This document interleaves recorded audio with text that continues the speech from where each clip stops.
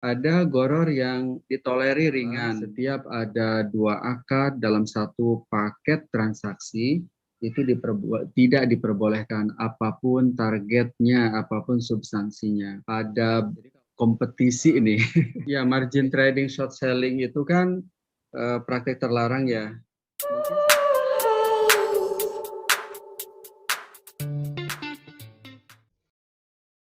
Ini tentang restoran all you can eat, Ustaz. Bagaimana Ya, hukum restoran all you can eat secara sistemnya, secara kandungan dan jenisnya sudah mendapatkan sertifikat halal di MUI, di mana dengan harga tertentu kita bebas makan apa saja selama jangka waktu tertentu. Apakah ini halal atau menjadi goror, seperti contoh membeli buah di dalam pohon? ya. Iya tidak pasti, tapi tidak pastinya ini ditolerir. Jadi kira-kira memang kita dalam fikih ini ada goror ketidakpastian yang krusial, yang berat, tidak dibolehkan. Ada goror yang ditolerir dan ringan ya. Ya seperti Bapak Ibu kalau beli anggur di Indomaret di kulkas ya, dia sudah di staples, harganya 7.000, nggak ketahuan juga tuh bawahnya busuk apa enggak tuh, kita beli aja. Tidak pasti, tapi ringan dia kategorinya. Yang puluhan kali kita lakukan di rumah tangga kita, beli HP, rice cooker, itu semua sudah di staples dari tokonya, nggak bisa dibuka. Padahal ketentuan fikihnya kan yang kita beli ini harus terlihat ya.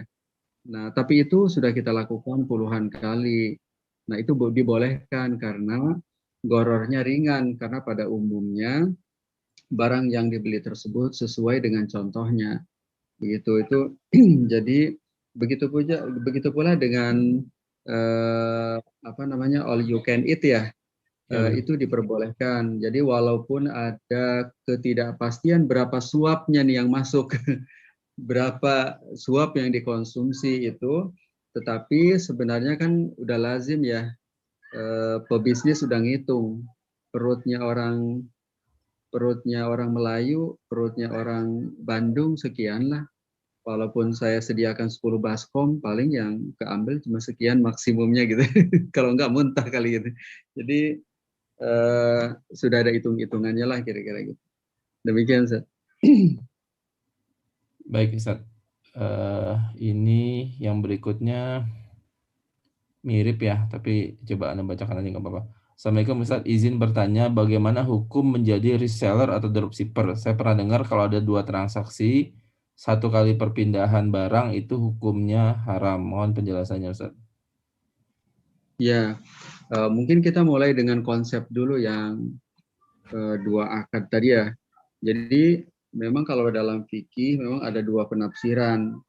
Penafsiran pertama adalah setiap ada dua akad dalam satu paket transaksi, itu tidak diperbolehkan apapun targetnya, apapun substansinya. Jadi kalau menurut penafsiran pertama ini, berarti seluruh produk yang terdiri dari dua akad, IMBT, musyarakah mutanakisoh, asuransi, semuanya haram nih, karena dua akad dalam satu akad. Nah, kalau menurut penafsiran yang kedua ini yang diadopsi sebagai pilihan fatwa ya, di DSN, di standar IOP di Bahrain ya, di Bank Negara Malaysia, bahwa yang dimaksud dengan kombinasi dua akad dalam satu akad itu bukan kombinasinya, yang dilarang bukan kombinasinya, tetapi apabila kombinasi tersebut adalah rekayasa untuk melakukan transaksi yang terlarang seperti transaksi ribawi. Jadi kalau memang kombinasinya bukan rekayasa untuk melakukan transaksi ribawi, nggak ada masalah ya, tidak tidak ada masalah gitu. Misalnya jualan nanti dengan syarat diantar ke rumah, jualan dengan syarat transaksi tertentu, atau gadai sawah dengan syarat dibagi hasilkan untuk menghindari transaksi riba, itu kan dua paket akad. tidak ada masalah.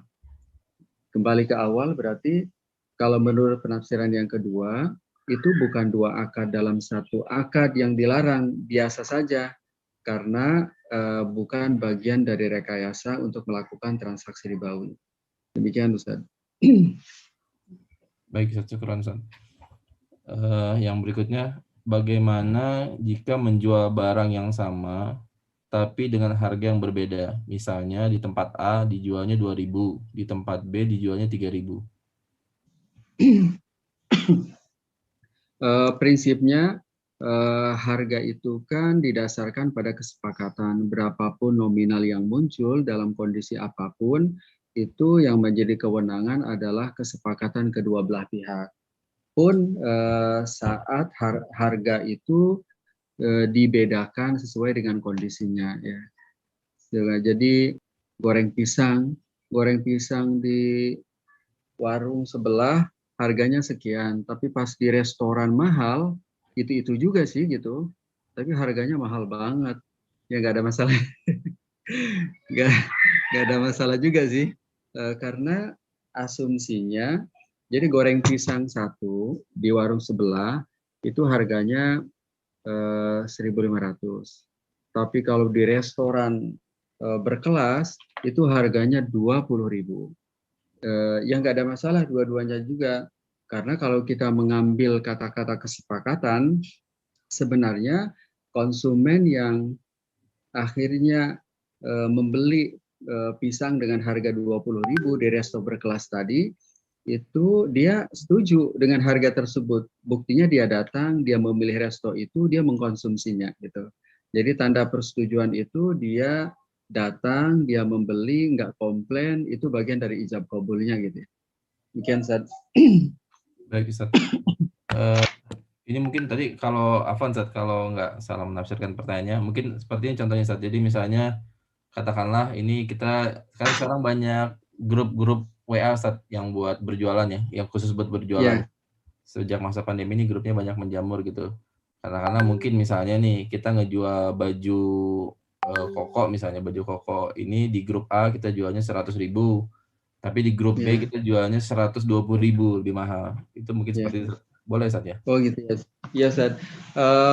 Mungkin selain penjelasan tadi, di mana kesepakatan itu jadi parameter, mungkin yang kedua kayaknya adab ya, adab kompetisi ini. Kayaknya mungkin perlu dijaga. Apakah dengan membedakan harga itu juga akan mengganggu tanda kutip sesama pemain, kira-kira gitu ya. Kan kalau kami di Depok ini banyak yang keluar tuh, keluar keluar karena tersinggung ya. Akhirnya kalau di kami di Depok dibuat aturan tuh, dibuat aturan itu sebenarnya nggak ada rujukan fikihnya, hanya sekedar untuk menenteramkan suasana aja. Menenteramkan suasana. Jadi tidak boleh berjualan jenis barang yang sama dengan mitranya gitu. Jadi dibuat aturan-aturan begitu sebenarnya tidak ada rujukan fikih, hanya sekedar untuk ini aja. Gitu. Ya, Jadi mungkin kembali ke yang tadi, mungkin tuh babnya bab tadi ya, menjaga apakah dengan begitu tuh akan merugikan tetangga sama kompetitor apa tidak gitu. Gitu. Tapi kalau dianggap merugikan atau mengganggu ukhuwah, mungkin ya berarti memang babnya bukan ke harga jadinya nih, faktor luar gitu, Ustaz. Demikian, Ustaz. Ada tadi ya. Baik, ini yang berikutnya, Ustaz, sebentar, ada yang japri ini. Terkait dengan metode pembayaran tangguh, Ustaz. Untuk produk-produk apa saja yang boleh dilakukan dengan skema pembayaran tangguh, Ustaz? Apakah semua produk atau ada produk-produk yang tidak boleh, Ustaz? Iya, semua boleh kecuali dua. Yang pertama adalah sesama barang ribawi. Jadi rupiah dengan rupiah tidak boleh ada penangguhan, harus tunai. Jadi kita menukar 100.000 dengan 2.000-an, ya itu malah jelas-jelas riba ya. Jadi nukar 100.000 dengan 2.000-an 100.000-nya kita serahkan hari ini, dibayar pekan depan. Jelas-jelas riba itu, riba nasiah. Jelas-jelas riba nasiah. Atau kita mau umroh di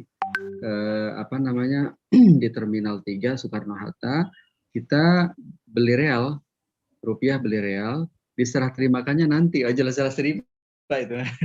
Jadi berarti kata kuncinya semua boleh kecuali dua, yang sama-sama ribawi atau antar barang-barang ribawi.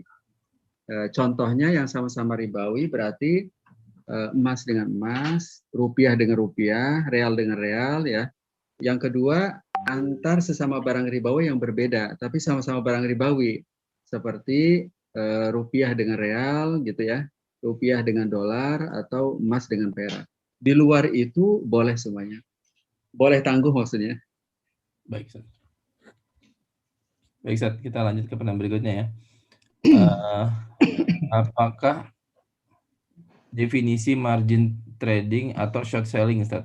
Bagaimana kriterianya sehingga tidak diperbolehkan untuk saham atau cryptocurrency?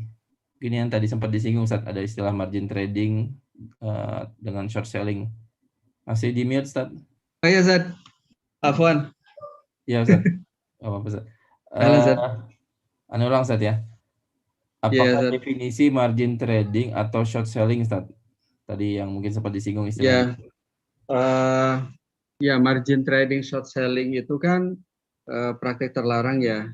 Mungkin salah satu indikatornya adalah dia menjual saham yang belum dimiliki gitu. Ya mungkin seperti cryptocurrency ya, Bitcoin gitu ya. Jadi banyak orang beli tapi sebenarnya jadi beli kemudian jual. Jadi beli jual, harusnya orang beli itu kan terjadi perpindahan kepemilikan ya. Jadi setelah dibeli barangnya milik pembeli gitu. Lepas dari kepemilikan penjual. Tapi kalau margin trading, short selling ini itu beli tadi itu sebenarnya belum beli sebenarnya ya. Jadi barangnya belum dimiliki oleh pembeli. Sehingga pada saat dijual dia dikategorikan menjual sesuatu yang tidak dimilikinya gitu. Yang tidak dimilikinya. Jadi kalau merujuk kepada hadis ya la tabi malaysa indak. Ini ada pertanyaan cukup detail sebenarnya terkait dengan saham, tapi coba dibacakan aja ya. Saya pernah dengar bahwa saham yang sudah keluar dari daftar efek syariah punya batas waktu sampai dengan 10 hari untuk dijual. Kalau lebih dari 10 hari, maka kita hanya boleh mengambil modalnya saja, sedangkan capital gain-nya atau keuntungannya seluruhnya harus diinfakkan, tidak boleh diambil. Apakah benar seperti itu, Ustaz? Iya betul, ini memang regulasi kita nih berbeda dengan Malaysia, ijtihadnya berbeda. Kalau di Malaysia memang tidak ada jeda 10 hari. Dari sejak dia dikeluarkan, dia berarti keuntungannya berubah menjadi dana sosial. Nggak boleh diakui oleh pendapatan si pemilik saham, itu di Malaysia. Nah kalau di Indonesia, itu ada dispensasi nih. Jadi 10 hari itu dibuat jeda. Jadi kalau ada keuntungan selama 10 hari, maka itu dianggap sebagai capital gain yang halal lah. Jadi pendapatan si pemilik saham. Nah, pada hari ke-11 barulah terhitung, jika masih ada maka itu dikategorikan sebagai dana non halal, disalurkan sebagai dana sosial.